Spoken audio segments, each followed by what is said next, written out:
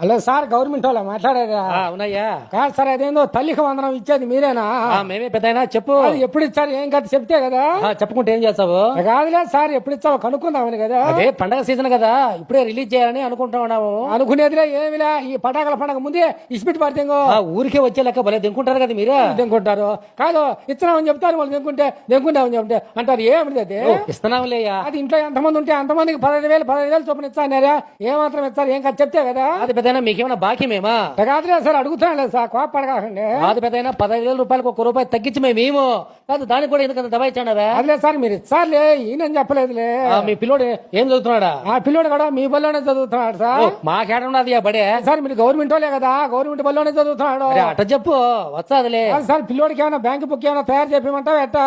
Bank book వద్దులే, Guinness book ఒకటే తయారు చెప్పి పెద్దది. ఓయమ్మ ఏమిటి సార్? బేసేది పిల్లోడికేయ్యా, వాళ్ళ అమ్మ అకౌంట్ లో పడుతుంది. కోపాడక